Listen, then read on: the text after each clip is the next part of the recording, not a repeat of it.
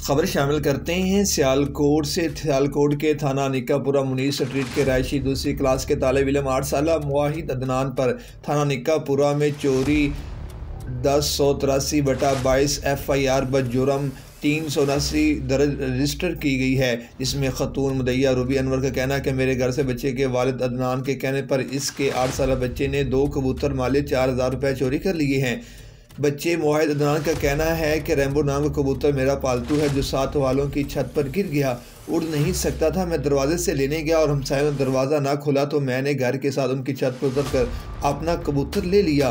वो कबूतर मेरा है, मैंने चोरी नहीं किया। मुदैया खतून ने कोई कबूतर नहीं रखे हुए झूठ बोल रही है। बच्चे का बयान कचहरी में ज़मानत दारगी के लिए आए हुए मुवाहिद अदनान से मुलाकात होने पर सदर सियालकोट बार आसिम इकबाल देव ने इस वाक़े पर अफसोस का इजहार किया और हर मुमकिन ताउन और इखराज मुकदमा की यकीन दहानी करवाई। मरूफ कानून दान शाहिद मीर एडवोकेट ने इस जुल्म पर शदीद अल्फाज में मजम्मत की और बच्चे की नफ्सियात पर ना बोलने वाला मुहलिक हमला करार दिया। बच्चे के वकील मोहम्मद अफजल सुलहरी एडवोकेट ज़िली सदर इस्लामिक लॉयर्स मूवमेंट ने इसे इंतहाई अफसोसनाक करार दिया, जबकि DPO सियालकोट फैसल कामरान के बगैर तफ्तीश अंदराज मुकदमा के हुक्म ने बच्चे के मुस्तकबिल को तारीख कर दिया है। ये केस बगैर फीस के लड़ूंगा और जिस फोरम पर भी जाना पड़ा मुकदमा खारिज करवाऊंगा।